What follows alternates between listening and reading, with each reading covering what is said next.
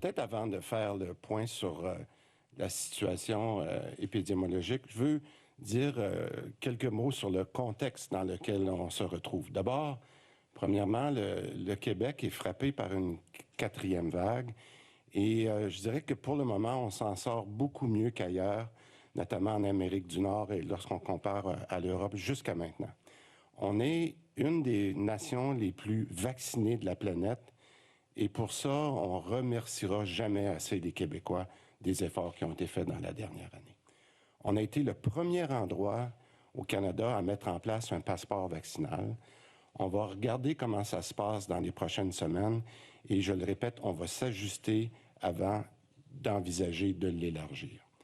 On va aussi implanter la vaccination obligatoire dans le milieu de la santé. La santé publique, l'équipe de Dr Arruda, devrait nous faire sa recommandation cette semaine suite à la commission parlementaire qui s'est tenue la semaine dernière. Là encore, on va regarder comment ça se passe et on va ajuster notre tir au fur et à mesure. Ensuite, on pourrait envisager d'élargir la vaccination obligatoire, mais on vous reviendra là-dessus en temps et lieu. Les principes, en fait, qui nous guident sont toujours les mêmes. On veut réduire au maximum les hospitalisations parce qu'on veut protéger notre réseau de santé et éviter le plus possible les contraintes sanitaires pour les personnes qui sont doublement vaccinées. Bon, maintenant, quelques mots sur la situation épidémiologique actuelle. Le niveau des cas, je dirais qu'il est relativement stable et c'est encourageant. Je dis ça parce que vous avez vu, je prendrai juste une petite seconde pour vous donner quelques chiffres. La semaine passée, on roulait à peu près à 600 cas par jour. Vous avez vu que les 2 derniers jours, on a baissé, mais soyons prudents, c'est des cas de fin de semaine. Moi, je regarde les chiffres, là, puis je peux vous dire qu'on va revenir à 600 assez rapidement lorsqu'on perd l'effet de fin de semaine. Fait qu'il faut s'entendre, mais je dirais que c'est quand même une relativité stable parce qu'on est encore dans le 600 cas depuis quelques semaines. Et c'est pas exponentiel comme nous le dit souvent le docteur Arruda. Donc, si on se fie aux prévisions, par contre, de l'INES, qui sortiront jeudi, comme à l'habitude, que nous, on a vu hier soir une première version, on va avoir une hausse des cas et des hospitalisations dans les prochaines semaines, puis je dirais particulièrement à Montréal et à Laval, si la tendance se maintient. Et comme je l'ai dit la semaine dernière, pour nous, ce qui est important, c'est qu'on doit surveiller le mois de septembre. Je vous l'ai dit, c'est vraiment un mois critique qu'on va surveiller, notamment à cause du travail, du retour au travail, du retour à l'école. C'est évident qu'on va voir les cas monter. Donc, il ne faut pas s'en surprendre, il faut le suivre. Mais ce qu'on veut, et je le répète, c'est limiter les hospitalisations. Pour l'instant, je me suis fait demander cette question-là, puis on va essayer d'être encore plus précis, transparent. Pour l'instant, je dirais, malgré que les cas ont augmenté, les hospitalisations sont quand même restées à un niveau qui est relativement bas. Puis je dis ça quand je fais attention parce que le personnel de la santé trouve que c'est toujours trop haut. Alors, on se comprend, là, je le dis avec beaucoup de délicatesse. Mais en ce moment, selon le docteur O'Patterney, puis elle me redisait ces chiffres-là ce matin, on est à peu près à 15 à 25 de notre capacité réelle, dépendamment des régions. C'est-à-dire que Montréal rouge à 25 puis dans certaines régions, c'est à 15 Donc, ça, c'est la bonne nouvelle. Sauf que ça peut changer très vite. Donc, on a la marge de manœuvre qui nous vient de la vaccination, mais je le répète, quand on a des journées où il y a 20 cas qui rentrent à l'hôpital, mais c'est sûr que la situation peut changer très rapidement. Par contre, je dirais qu'on observe aussi le même phénomène que l'on a vu à la 3e vague, c'est que c'est les jeunes qui attrapent le virus. Puis ça, je veux que les gens l'entendent clairement. C'est les jeunes qui attrapent le virus ces temps-ci. Et malheureusement pour eux, puis j'essaie pas de faire peur, j'essaie d'être le plus direct possible, les jeunes l'attrapent, puis ils restent plus longtemps à l'hôpital. Puis pourquoi qu'ils restent plus longtemps à l'hôpital? Parce que leurs symptômes sont plus graves, leur système immunitaire réagit encore beaucoup plus, donc leur manifestation des symptômes respiratoires est beaucoup plus fort. Alors, je comprends quand on est jeune qu'on se sent fort, mais je vous dis, quand le virus frappe, puis en ce moment, ben malheureusement, on a beaucoup de jeunes qui ne sont pas encore vaccinés. Alors, on comprend la recette. Alors, Le dernier commentaire que j'aimerais faire sur cette situation-là, c'est de rappeler aux gens que même si on est doublement vacciné, le virus reste présent. Et il faut qu'on continue à suivre les mesures sanitaires. Parce que, puis j'arrête là-dessus juste une petite seconde, on se sent un peu intouchable la journée qu'on a notre deuxième dose. Vous l'avez tout réalisé là, pour ceux qui sont ici puis ceux qui nous écoutent. On dirait qu'une fois qu'on a eu notre deuxième dose, on sent comme nous, on est correct. Mais écoutez, le virus est encore là, puis le virus, le vaccin ne protège pas 100%. On l'a vu, il y a toutes sortes de conditions. Alors, je rappellerai aux gens, au moindre symptôme que vous avez, même si vous avez 2 doses, s'il vous plaît, allez vous faire tester, mais en attendant, protégez-vous. Bon, du côté des bonnes nouvelles. Quand je dis qu'on est les meilleurs au monde pour la vaccination, je rappelle les chiffres parce que Dr Arruda et moi, on en parle très souvent. On a atteint quand même 86% pour la première dose. Je parle toujours pour la catégorie 12 ans et plus. Ce matin, vous l'avez vu, on vient d'atteindre pour la deuxième dose 79%. Ça veut dire que d'ici quelques jours, si ça continue de bien aller comme ça, puis c'est pour ça qu'on incite les gens à aller se faire vacciner, on pourrait avoir 86-87% première dose et 80% deuxième dose. Puis ça, c'est avant le mois de septembre. Alors, il n'est jamais trop tard d'aller vous faire vacciner. Puis on vous le répète, c'est la meilleure façon de se protéger contre la 4e vague. Il y a une statistique que le Dr O'Patterney m'a fait remarquer dans les derniers jours avec l'équipe Dr Arruda. Une personne qui est adéquatement vaccinée court 24 fois moins de chances, de risque d'être hospitalisée qu'une personne qui est non vaccinée. Rappelons-nous de ça quand vous avez une décision difficile à prendre par rapport à vous-même d'aller vous faire vacciner. Quelques mots sur la rentrée scolaire. Bon, j'ai dit qu'on allait être vigilant avec la rentrée dans les prochaines semaines. On va profiter, puis Daniel pourra répondre à toutes vos questions là-dessus, on va profiter du retour en classe pour faire un effort de vaccination encore plus grand dans nos écoles et particulièrement des écoles primaires parce que justement les gens n'ont pas encore accès au vaccin. On a des ententes qui vont être faites, qui sont déjà faites avec les centres scolaires. Et je vais vous donner encore une statistique que je pense qui est importante pour... Puis là, c'est aux parents que je parle, particulièrement pour les enfants qui sont au primaire. Le taux de vaccination que l'on a pour la catégorie 12-17, c'est quand même assez extraordinaire. Il est rendu pour la première dose, il est à 80%. Et ça, c'est avant le retour à l'école. Donc, ça veut dire qu'on va dépasser amplement 80%. Par contre, et ça, vous ne serez pas surpris, la santé publique nous a bien identifié qu'on a des taux plus faibles, malgré le 80% de moyenne, on a des taux plus faibles dans certains quartiers, à Montréal et à Laval. Et à titre d'exemple, là, Montréal et Laval, c'est 70, 75, 77%. Donc, c'est beaucoup moins que la moyenne. La bonne nouvelle, puis je tiens à féliciter les gens de la capitale nationale et notamment du Saguenay, ils sont à 87%. Alors, ça vous donne un peu ce qu'on doit rattraper dans nos régions, puis c'est pour ça qu'on a demandé, pendant qu'on fait la vaccination, d'inciter. Et les parents qui ne seraient pas vaccinés pendant ces processus-là pourraient le faire eux-mêmes avec leurs enfants. Et grâce à, encore une fois, la collaboration de la santé publique, on va développer une action très rapide, à court terme, dans les prochains jours, de tests rapides dans une 50aine d'écoles.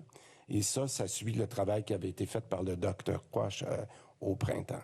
Donc, les écoles primaires, quartier chaud de Montréal et Laval, et progressivement, là, de façon graduelle, dans les écoles primaires et secondaires, on va appliquer cette politique-là de tests rapides qui est complémentaire aux tests PCR. Bon, maintenant, je sais que tout le monde va entendre parler du fameux passeport vaccinal. C'est demain. Je rappelle que c'est demain, je vous le confirme, et que vous devrez montrer votre code QR en allant dans les lieux et les activités dont on a parlé. Je le rappelle, la liste des lieux n'a pas changé. Ce sont les bars, les restaurants, les gyms et les activités qu'on appelle à grande fréquentation, là, comme les spectacles et les cinémas.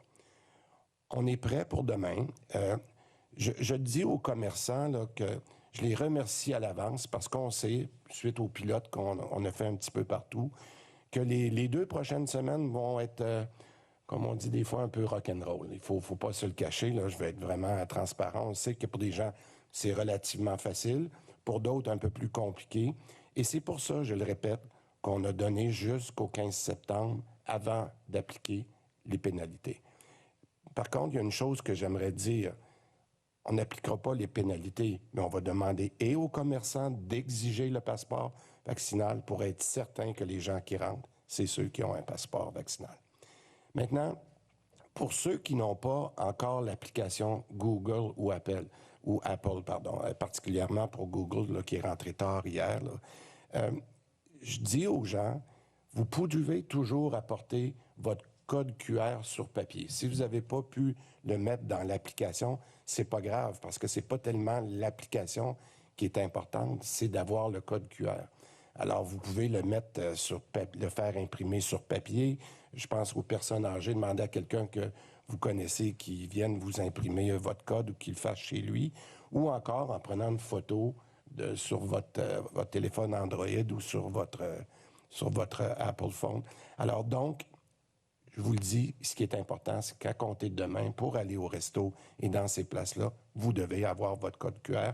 Et c'est encore plus facile si vous avez l'application, parce que l'application facilite l'interface avec le commerçant. Ça va rendre son travail beaucoup plus facile. En fait, je dirais que l'application Vaxicode, là, elle permet d'avoir cet accès-là. Maintenant, je vous dirais, j'apprécie encore une fois le travail parce que dans les prochaines semaines, ça va peut-être être un petit peu plus difficile, mais on s'est habitué à pire. On a passé à travers, puis je pense que les commerçants nous le disent.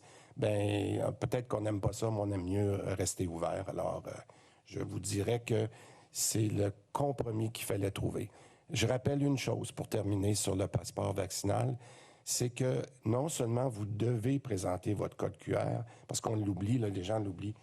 Moi, je vous suggère d'avoir au moins soit votre permis de conduire ou votre carte d'assurance maladie, parce que ça permet facilement de montrer la photo. Donc, le commerçant doit vous dire, OK, vous avez votre passeport vaccinal, mais montrez-moi votre permis de conduire pour être sûr que c'est le bon Daniel Paré ou le bon docteur Arruda qui est là.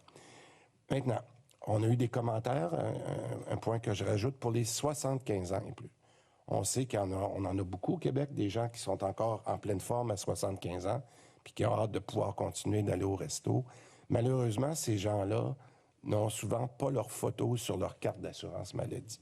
Alors, ce qu'on va permettre pour que ces gens-là puissent arriver avec leur code QR, avec leur passeport, mais la carte qu'ils vont présenter en autant qu'il y ait leur adresse sur la carte.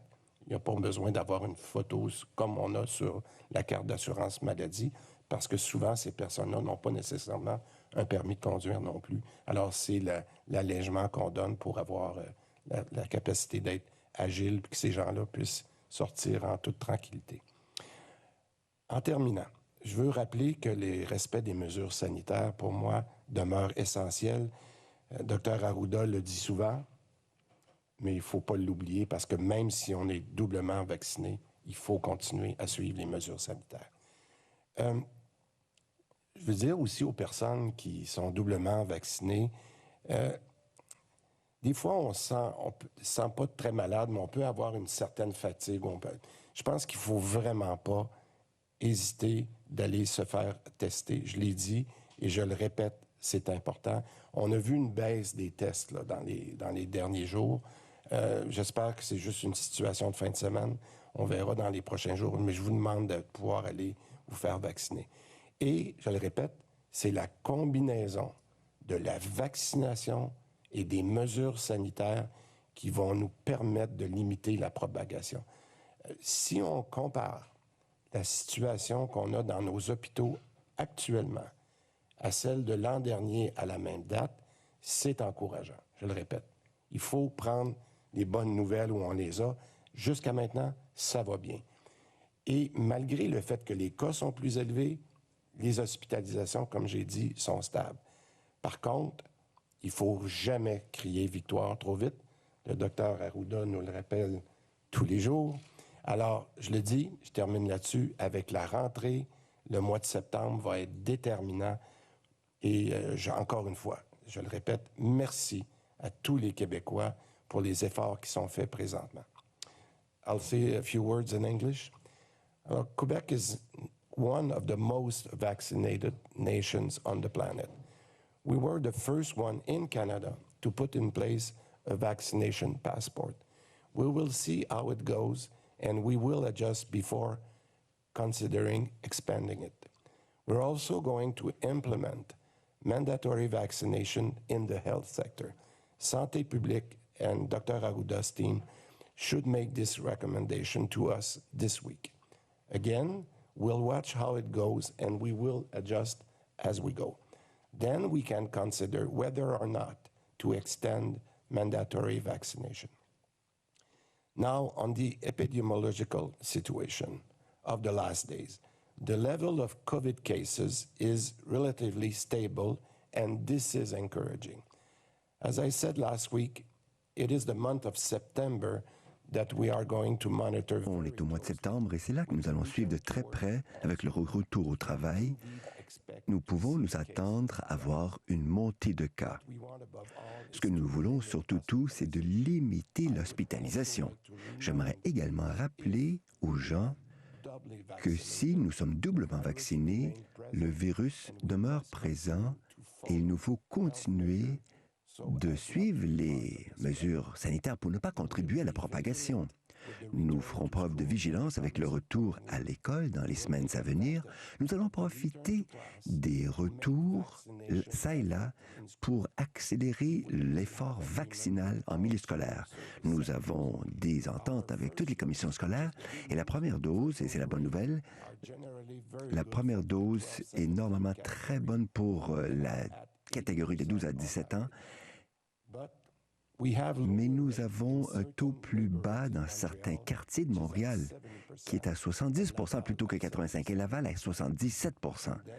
Et ensuite, pour nous aider à maîtriser la progression dans les milieux scolaires, nous allons avoir à la fois le vaccin et les tests rapides. Premièrement, dans les zones rouges à Montréal et Laval, au primaire, et ensuite dans toutes les écoles primaires, et ensuite les secondaires, tel que recommandé par la santé publique. Quelques mots sur le passeport vaccinal.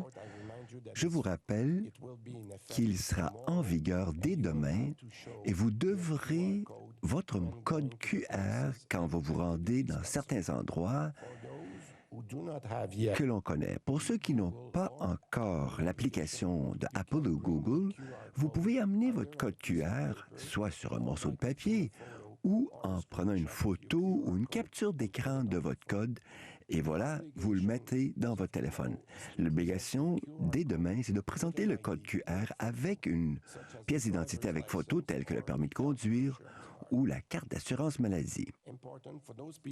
Maintenant, pour ceux qui ont 75 ans et plus, il sera nécessaire de fournir une identification nécessaire, mais leur identité ne doit pas être vérifiée par une photo.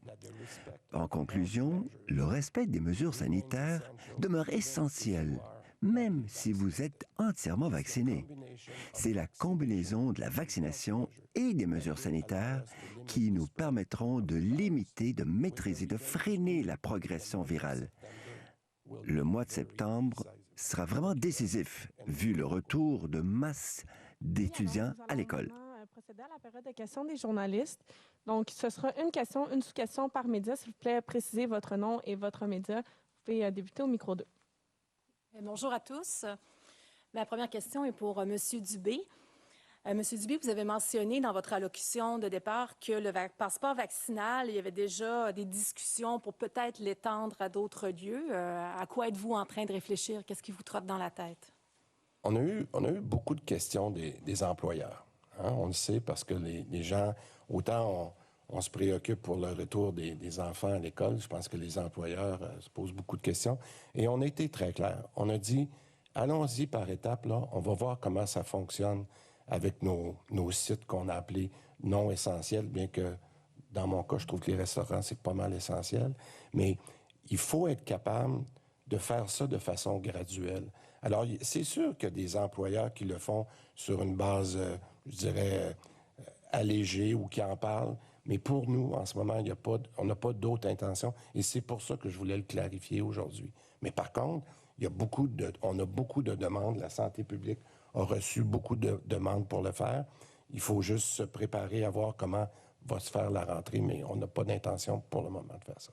D'accord. Puis en ce qui concerne la vaccination, le dernier rapport de l'INES, celui de jeudi dernier, le dernier qui a été rendu public pour nous, faisait part d'une augmentation des cas et la plus importante augmentation était dans le groupe des 0 à 11 ans. On notait une augmentation de 56 %. Or, ce groupe d'âge-là ne peut pas être vacciné. Considérant cette statistique-là, est-ce que vous considérez revoir les règles sanitaires pour l'école primaire? Je vais laisser le docteur Arruda. Les règles sanitaires pour l'école primaire ont été revues. On a ajouté le port du masque comme tel.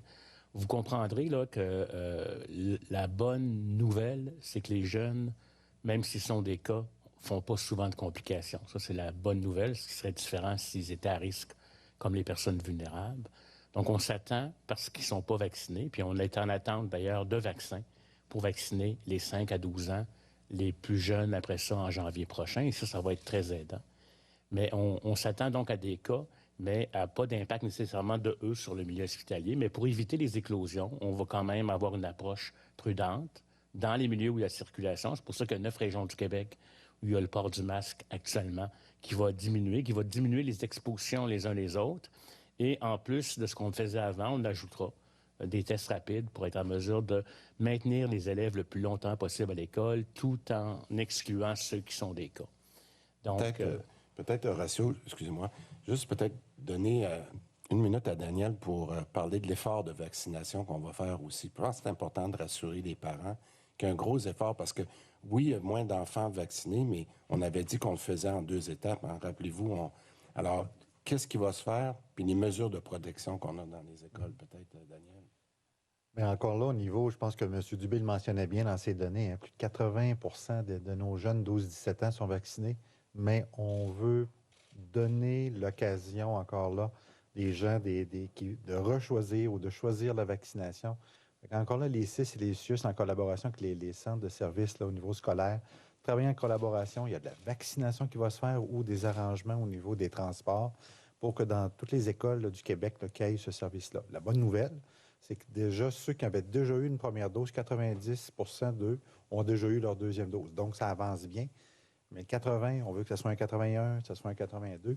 Et on sait justement avec la rentrée scolaire, bien, c'est un bon moyen là, de les rattraper à ce niveau-là. Puis pour les parents aussi, je vous le dis, s'il y avait un parent qui choisirait la vaccination, même si c'est la vaccination à l'école, on vous vaccinerait aussi. Et pour les 0-11 ans, donc là, j'ai parlé de vaccination, donc c'est au-dessus. Peut-être Dr Arruda peut mettre à jour où on est rendu face à la demande. Dans les faits, on est en attente de l'homologation de la vaccination de 5 à 11 ans par Santé Canada. Ça devait se faire en septembre, ça devrait se faire à peu près en octobre. Mais nous, de toute façon, avec l'équipe de M. Paré et les 6, on se prépare à une vaccination. C'est-à-dire le jour où le vaccin est homologué puis qu'on a dans nos frigos, mais les opérations de vaccination vont commencer pour ces populations-là. Donc, on prévoit vacciner quelque part en novembre, décembre, les 5 à 11 ans. Et si le produit est homologué pour les plus petits que ça, en janvier 2022, on continuera la vaccination selon les recommandations, bien entendu, de notre comité d'immunisation du Québec. Merci. Nous allons maintenant passer au prochain média, micro 1. Oui, bonjour, Jacques Bissonnet, Radio-Canada. À propos du passeport vaccinal, il y a des associations de marchands de bars, plutôt, qui souhaitent, au bout de 2 semaines, lorsqu'on aura vérifié les passeports et que tout le monde sera doublement vacciné, qu'au bout de 2 semaines, il y a un allègement des mesures. Par exemple, que les salles de bar, par exemple, soient pleines, ou les salles de restaurant puissent faire entrer le nombre de personnes voulues pour atteindre, enfin, un profit parce qu'ils ont beaucoup souffert durant. Est-ce qu'il est question, donc, d'un allègement éventuellement au bout de 2 semaines?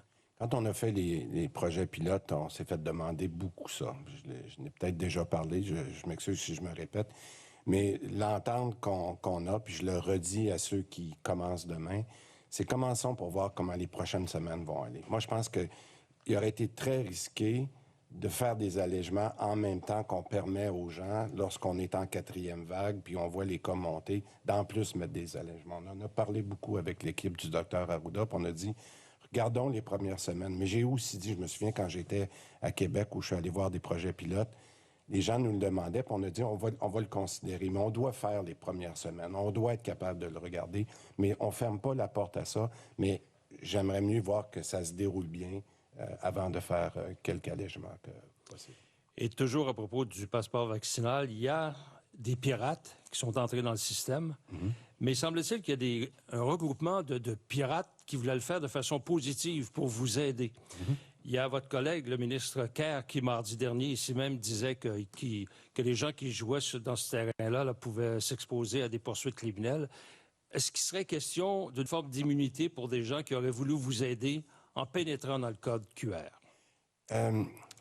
Je vais définir, c'est une bonne question parce que mon collègue Éric Kerr, là, il y a quelques minutes, a mis sur les réseaux sociaux, vous aurez de la chance, si ce n'est pas déjà fait, d'en prendre connaissance, mais étant donné qu'on a, je vais le dire humblement, un certain leadership dans le passeport vaccinal, on sait qu'on a construit aussi l'avion en vol.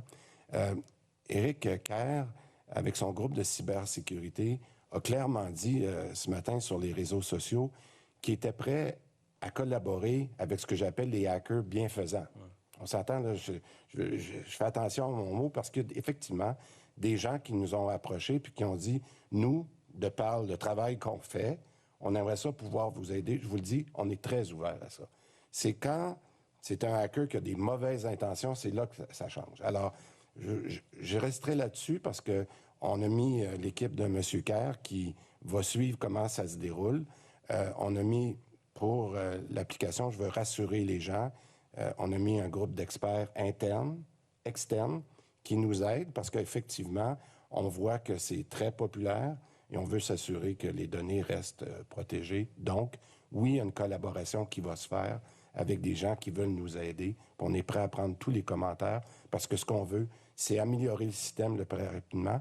La seule chose que je dirais, c'est qu'on avait, lorsqu'on l'a mis en place, puis dans la structure, de la façon dont nos gens de TI l'ont dessiné, il fallait que ça soit simple. Il fallait que ça soit simple parce qu'on sait qu'on a des personnes âgées qui devaient pouvoir aller chercher leur code QR. Donc, je vous dirais qu'on avait cet équilibre-là à garder, mais je pense qu'avec la collaboration que l'équipe de M. Kerr va avoir avec ces hackers bienfaisants-là avec qui on veut collaborer, je pense qu'on va continuer d'améliorer notre système. Merci.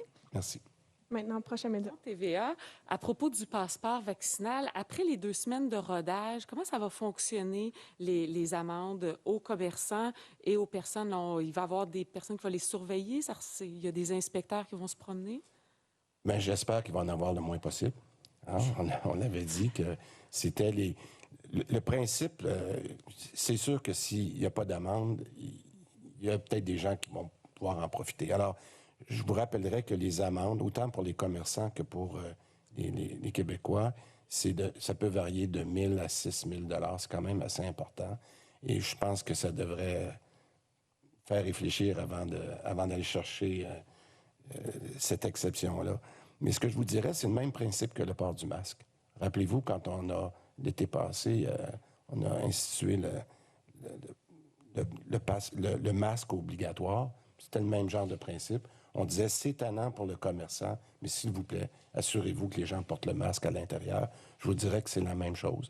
Et bien, il y a des cas où ce sera peut-être le commerçant qui ne voudra pas le faire, mais là, c'est un peu plus délicat, parce que si le commerçant ne veut pas le faire, bien, écoutez, il aura le choix de garder son restaurant ou son bar ou son gym ouvert, parce qu'on fait ça pour que les commerces puissent rester ouverts. Fait que ça, il faut bien comprendre que la santé publique a toujours ce droit-là de dire si vous ne respectez pas les règles. Et le passeport sanitaire, c'en est une règle de mesure sanitaire. Alors, donc, je vous dirais que c'est encore plus dangereux de faire fermer son commerce si vous ne voulez pas respecter les règles. Mais donc, c'est les policiers qui vont... En fait, la première personne qui s'en occupe, c'est le commerçant. Le commerçant, on lui donne la flexibilité de demander soit à l'entrée à table. Ça sera à eux de trouver la meilleure façon. Mais c'est eux qui doivent s'assurer que leurs clients sont adéquatement vaccinés. Maintenant, s'ils ont besoin d'aide, quelqu'un qui serait récalcitrant comme on a fait pour les masques, on met la sécurité publique en disponibilité pour aller les aider s'il y avait des gens qui ne voulaient pas écouter les règles. En question, s'il vous plaît. Pour les tests rapides dans les écoles dont vous parliez, est-ce qu'on peut avoir plus de détails de qui va faire ces tests-là, qui sont les jeunes comment on choisit les jeunes, etc. là? Daniel, veux-tu commencer? Puis au besoin, je compléterai ici. Oui, c'est sûr. Fait que, ça va être du personnel là, au niveau là, des écoles qui vont recevoir une formation, qui vont pouvoir administrer là, les tests. Et les jeunes qui sont ciblés là, pour les tests, c'est des jeunes qui sont symptomatiques, qui ont des symptômes.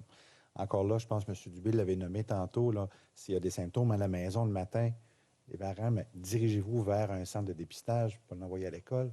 Mais des fois, si c'est des symptômes là, du nez qui coule, là, etc., débuteraient à l'école, eh bien, c'est ces jeunes-là là, qui seraient ciblés.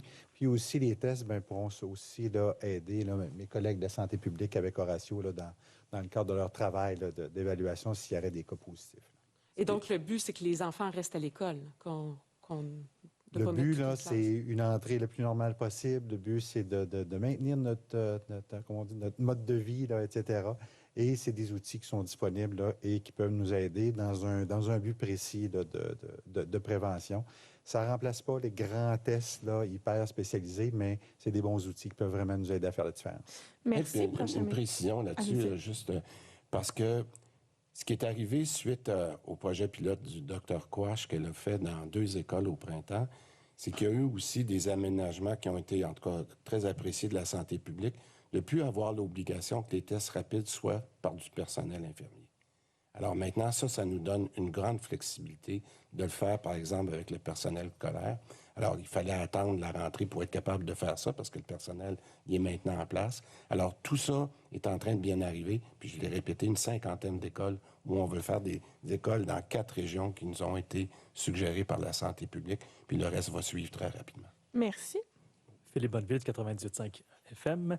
Bonjour à vous trois. Monsieur Dubé, au sujet de la vaccination obligatoire pour les employés du milieu de la santé, qu'est-ce qui reste à décider avant que vous puissiez nous annoncer quelque chose d'officiel? Qu'est-ce qui est compliqué finalement? Et est-ce que vous avez décidé finalement des conséquences, des sanctions qui seront imposées aux non-vaccinés? Je vais laisser mon voisin de droite répondre à cette question-là. C'est de lui qu'on attend la recommandation finale. Le diable est dans les détails. Le diable est dans les détails. Le diable est dans l'application, comment on l'applique, comment on identifie les personnes qui ont été 15 minutes ou pas. Est-ce qu'on... Puis vous avez vu, moi j'ai écouté là, la commission, j'ai même réécouté 2 fois certaines vidéos pour prendre en compte, je vous dirais, les inputs de tous les acteurs. Là. Il n'y a pas unanimité, hein, vous le savez, comme tel, mais c'est dans ces éléments-là. Là. Puis là, je suis en train de peaufiner, puis de clarifier aussi la rationnelle. Je dois aussi vous dire, très éloquent avec dans quel contexte je prends la décision aujourd'hui, ce qu'elle veut dire aujourd'hui, ce qu'elle ne veut pas dire demain. Parce que si jamais, par exemple, je vaccine dans des milieux de soins un certain type de personnel qu'on peut retrouver ailleurs, mais qui n'est pas en milieu de soins, il faut que je sois capable de le justifier, la différence et le pourquoi. C'est là-dedans. Puis, dans les faits, techniquement, c'est que pour moi, je ne peux pas dire, j'écoute pas la commission. Il y a eu une commission, donc je l'écoute et je regarde si elle ne va pas venir moduler les éléments. Et donc, le diable est dans les détails et dans la précision des mots qu'on doit prendre. Et au sujet de l'application du passeport vaccinal, dans certains milieux, il y a un peu de confusion. Notamment, je donne un exemple, là, dans le milieu hôtelier. Les grands hôtels se demandent, est-ce que c'est notre responsabilité quand on organise des congrès, par exemple, à 200 personnes, 250 personnes, dans notre établissement, qui doit vérifier ou s'assurer que les gens présents dans le congrès sont vaccinés doublement ou adéquatement vaccinés? Parce que entrer dans la chambre d'hôtel, il n'y en a pas de problème, pas besoin de passeport vaccinal. Aller dans la salle où il y a le congrès, est-ce que c'est l'organisateur du congrès? Est-ce que c'est l'hôtelier? Il y a un peu de confusion. Comment ça va fonctionner? Bien, écoutez, le lieu physique là, est vraiment important. Fait qu'encore là, de la salle, là, indépendamment de l'activité qu'il y a dedans, mais elle appartient à quelqu'un, cette salle-là. Premièrement, cette responsabilité-là appartient là, au propriétaire. C'est certain que dans une entente contractuelle, dans le cadre d'un congrès, je vais prendre votre exemple, mais là, cette responsabilité-là pourrait être partagée avec l'organisateur du congrès. Mais encore là, le lieu physique, c'est où est-ce que ça se passe, indépendamment de l'activité. La responsabilité incombe à cette personne-là. Merci beaucoup. Maintenant, prochain média au micro 2. Bonjour, Alice Girard-Bessé, La Presse. En regardant les chiffres, voyez-vous une corrélation entre les nouveaux cas et les quartiers moins vaccinés?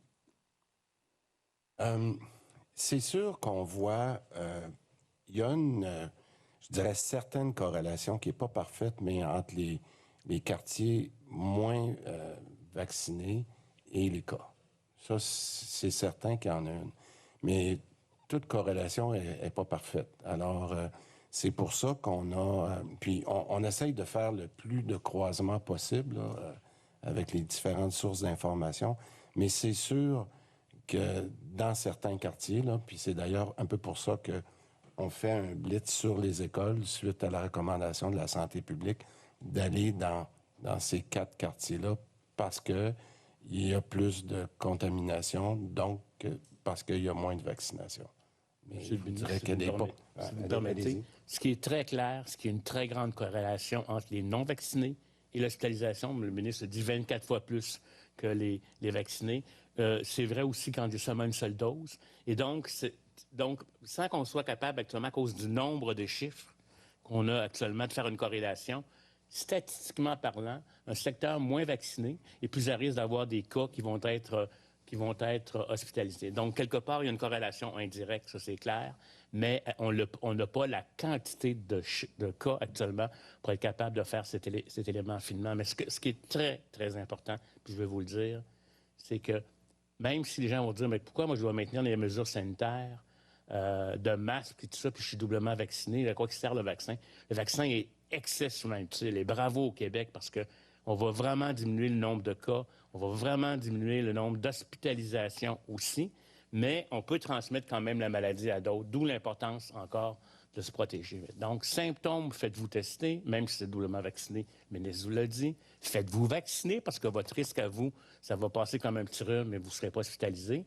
Mais prenez soin des autres en faisant la distanciation, le port du masque puis le lavage des mains. Puis envisagez-vous des mesures supplémentaires justement dans les quartiers où les régions du Québec sont plus touchées par la 4e vague? Bon, je vous dirais pas pour le moment, parce que je pense qu'il est important pour nous de suivre les mesures. Il y en a déjà beaucoup, les mesures. Puis on comprend que... La réponse, le ministre a dit, c'est d'augmenter la vaccination de les territoires. C'est ça, la recette. C'est de convaincre les gens qui hésitent, pour toutes sortes de raisons, il y en a qui attendaient, tout ça, là, de se faire vacciner. C'est ça qui va les protéger, eux, puis qui va protéger les gens collectivement. Puis c'est pour ça que des approches, je vous dirais, là, pour aller chercher cette vaccination-là, puis aussi pour éviter la transmission dans ces milieux-là. Mais en termes de mesures populationnelles, je pense que la réponse, là, la vaccination. Merci beaucoup. Nous allons passer aux médias suivants. Bonjour, Pascal Gachette du journal Métro. Ce serait une question, je ne sais pas si vous en avez fait mention par le passé, mais c'est quoi le coût du passeport vaccinal avec la production de 2 applications sur 2 plateformes? En plus, il y a monsieur Justin Trudeau donc, qui a annoncé une mesure de 1 milliard pour les provinces qui va les aider donc, à mettre en place le passeport vaccinal. On se dit que 1 milliard, c'est quand même démesuré, j'ai l'impression. Mais au Québec, ça coûte combien ce passeport vaccinal? Bien, je vais commencer par les bonnes nouvelles. Les applications sont gratuites pour les utilisateurs. Le développement a été à la charge du gouvernement, autant pour les 2 applications, celle qu'on appelle le VaxiCode et le VaxiCode Vérif. Je peux vous dire qu'à travers tous les investissements et les dépenses qu'on a fait, ce montant-là est négligeable. Si je regarde, là, on a été capable, grâce, je pense, à une belle collaboration entre les gens du réseau, nos gens de TI, et les gens de l'externe. Là, je pense entre autres à la firme Aquinox. Là, Aquinox, c'est un petit peu l'équivalent de ce qu'on a connu lorsqu'on avait fait le travail sur les centres de rendez-vous avec Clic Santé. Encore une fois, une autre firme québécoise qui est venue nous aider. C'est vraiment pas des coûts importants. Je veux pas... On a signé des ententes avec ces gens-là, mais c'est vraiment pas des coûts importants comparés à ce qu'on a fait. Puis d'ailleurs, c'est un petit peu pour ça en ce moment qu'on continue à collaborer avec les gens de l'externe parce qu'on veut améliorer, comme j'ai dit tout à l'heure, l'application. Mais c'est vraiment pas... je veux pas dire négligeable, mais c'est pas des coûts importants comparés à toute la problématique qu'on a. L'important, et je le répète, c'est ceux qui vont l'opérer qui vont faire la différence. C'est vraiment nos commerçants à qui on donne ça. et qui vont faire une différence d'être capable de continuer à ouvrir nos restaurants, nos bars, nos gyms pour l'appliquer. OK. C'est juste que c'était un petit commentaire par rapport à la mesure de M. Trudeau, parce que 1 milliard, ça paraissait quand même énorme. C'est pour ça que je voulais poser la question. Mais une autre question, ce serait, comme vous remarquez par rapport au rapport de l'INES, donc, il va y avoir une augmentation des cas, des hospitalisations. Est-ce que dans un coin de votre tête, il y a un scénario qui vise à durcir les mesures dans les semaines qui vont arriver, ou est-ce que l'application du passeport vaccinal, finalement, c'est la solution miracle qui va stopper et tempérer tout ça? Bien, je vais commencer, mais j'aimerais ça que Dr Arruda complète. On a, comme vous savez, là, plusieurs conversations avec l'INES, avec l'INES-PQ, avec le Dr Arruda et son équipe. Je vais vous donner un exemple. On regardait une courbe qui s'est passée au UK dans les derniers mois, avec un taux de vaccination très semblable à celui qu'on a atteint. Même, on est un petit peu en avance sur eux. Puis ce qu'on a vu, puis ça, c'est la bonne nouvelle, c'est que les cas ont monté, mais quand on compare la 3e vague avec la 4e vague, les hospitalisations sont à peu près à 30 à 40 % moindres qu'ils étaient dans la 4e vague pour eux. Nous, c'est ça qu'on souhaite. C'est d'être capable d'avoir l'effet de la vaccination. Il ne sera pas parfait. On le voit, on continue d'avoir des hospitalisations. Mais si jamais on avait à peu près la même chose qui s'est passée au UK, ça pourrait nous donner tout un coup de main du côté des hospitalisations. Donc, ça, je pense que c'est peut-être la meilleure réponse, mais Dr Arruda, si vous voulez compléter là-dessus. Bien, la solution, c'est la vaccination. C'est elle qui augmente le taux de protection de la population générale. On va toujours rester avec des enfants et des plus jeunes encore à court terme. Et dès qu'on va pouvoir les vacciner, là, on va arriver à avoir une population protégée mieux, avec des cas de temps en temps, mais pas des grosses éclosions comme on va vivre. L'avantage qu'on a, puis là, vous savez, le diable est dans les détails et dans les surprises. Est-ce qu'il va y avoir un nouveau variant? Est-ce que le nouveau variant va encore répondre au vaccin? Est-ce qu'il va falloir donner une 3e dose, tout ça? Mais je vous dirais à court terme, là, tout ce qui va favoriser la vaccination, c'est ça la solution. Le passeport vaccinal, c'est un instrument. Convaincre les gens, c'est un autre instrument, mais c'est comme ça qu'on va se protéger. Qu'on va protéger le fait de faire des complications et d'aller à l'hôpital. Puis 2, qu'on va quand même si on peut transmettre, diminuer un peu la transmission. La solution, c'est la vaccination. Puis en attendant, je vais vous dire très honnêtement, si ça se met à devenir tellement exponentiel que notre système de soins saute, bien là, il va falloir protéger le système de soins parce que pour traiter pas rien que la COVID, mais les infarctus, les cancers, tout ça, on ne veut pas en arriver à ça. Mais moi, comme j'ai toujours dit, ce que je dis aujourd'hui peut être différent demain, on va me le reprocher, mais je ne peux pas prédire, je ne suis pas Nostradamus. Mais pour rester, parce que les gens nous le demandent des fois d'avoir des objectifs, puis je vous dirais, là, aujourd'hui, première dose, on est à 86 %. C'est vraiment très bien.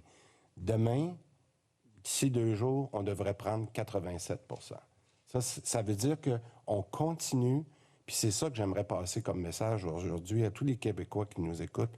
Même si vous vous trouvez tard dans le processus de vous être fait vacciner, il n'est jamais trop tard. Parce que vous pouvez prendre votre première dose cette semaine. L'équipe de Daniel est prête à vacciner. Puis j'aimerais ça que la semaine prochaine, les gens voient 87, 88 %. Puis chaque pourcentage, je vous le répète, c'est 75 000 personnes. On est capable de faire ça dans un jour. Vacciner 75... On vaccine à peu près 5 à 6 000 premières doses en ce moment, aujourd'hui. Mais on pourrait faire 3 fois, 4 fois ça, et on pourrait se rendre peut-être à 90 % d'une première dose d'ici la fin de septembre. Mais ça, c'est dans les mains des Québécois. Alors, merci pour votre question. La vaccination peut faire toute la différence dans les prochaines semaines. Merci. Nous allons passer au média suivant. Oui, bonjour, Olivier Fauché du Journal de Montréal. Une question pour M. Dubé et M. Arruda. À partir de quel pourcentage de vaccination de la population le passeport vaccinal cessera de s'appliquer? Et sinon, est-ce qu'il y a un autre critère objectif qui y mettra fin?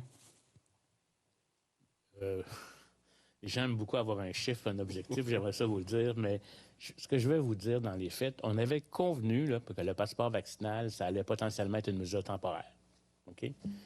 Quand on va faire la démonstration qu'avec le passeport vaccinal, on contrôle les éclosions dans certains milieux, etc. Puis on a toujours dit aussi que selon la situation épidémiologique, on pourrait l'introduire ailleurs. Si on a des éclosions encore dans certains milieux, puis au lieu de fermer ces milieux-là, on va introduire le passeport vaccinal. On appelle ça le passeport vaccinal a posteriori. Là, on a fait une série en prévention, connaissant les milieux à haut risque, beaucoup de monde, etc. Donc, je vous dirais, ça va dépendre de la situation épidémiologique, ça va dépendre de où on va être rendu dans la couverture vaccinale. C'est sûr que ça va prendre une couverture vaccinale élevée, mais n'oubliez pas qu'on a des enfants qui ne sont pas vaccinés. Donc, on a une bonne proportion de la population quand même. Chaque cohorte d'année, c'est 85 000 personnes à peu près. Donc, il faut comprendre que ça va être l'ensemble de facteurs. Il n'y a pas un chiffre, ça va être la couverture vaccinale, qu'est-ce qui se passe dans les milieux, est-ce que notre système de soins est capable de le faire? Puis, notre plus grand désir, c'est de revenir le plus possible vers une certaine normalité, mais on va encore devoir être un peu patient, ne serait-ce que par le fait qu'on va vacciner des enfants en bas de 5 ans seulement à partir de janvier, probablement. Après 5 et 11 ans, c'est ça. Ensuite, question à M. Arruda. Quand pourra-t-on voir des allègements des mesures dans les endroits qui appliquent le passeport vaccinal, par exemple? Quand est-ce que les restaurants pourraient accueillir plus de clients doublement vaccinés, selon vous? Bien, j'ai répondu tout à l'heure là-dessus. Là, j'ai peut-être pas été assez précis. On a convenu avec plusieurs personnes avec qui on a fait les tests, puis je le répète aux commerçants, on va commencer par appliquer le passeport avec les mesures en ce moment comme ils sont. Si des allègements sont possibles en fonction de l'évolution des choses, on va le faire le plus rapidement possible parce que ce qu'on veut, c'est qu'il reste ouvert, qu'il puisse être profitable, mais on comprend qu'au début, il faut garder les mesures en place. S'il y a des allègements, ils viendront par la suite. Merci beaucoup. Maintenant, pour les médias anglophones, je vous inviterai à passer au micro. Christian Dubé, le ministre de la Santé, lance un petit avertissement aux commerçants québécois. Les 2 prochaines semaines seront rock'n'roll. Pourquoi seront-elles rock'n'roll? Parce que c'est l'entrée en vigueur du passeport vaccinal. Demain, les clients des restaurants, des bars, des gyms notamment devront démontrer qu'ils ont été doublement vaccinés avec une preuve vaccinale. Et ce sont les commerçants qui vont se charger de faire cette vérification à l'entrée. Si jamais il y a des récalcitrants, l'idée, comme avec le masque, c'est d'appeler la police, semble-t-il. Enfin, c'est ce que Christian Dubé suggère aux commerçants qui feraient face à des clients récalcitrants. Les commerçants qui ne se conforment pas vont être menacés de fermeture de leur commerce. C'est arrivé notamment avec un gym ici dans la région de Québec. Est-ce que ça pourrait mener à des assouplissements, plus de monde, moins de distanciation physique dans certains commerces? Non, pas pour l'instant. Est-ce qu'on veut élargir le passeport vaccinal à d'autres activités? Non plus, pas pour l'instant, selon le ministre Christian Dubé. Et sur le front de la COVID, il y a des régions qui sont plus à risque, où il y a plus de propagation de la maladie. Montréal, Laval notamment, des régions qu'on va surveiller en particulier pour le nombre de cas, mais le nombre de cas de façon générale est relativement stable au Québec. Voilà pour cette conférence de presse sur laquelle on reviendra tout l'après-midi à RDI. Pour l'instant, voici notre chronique américaine.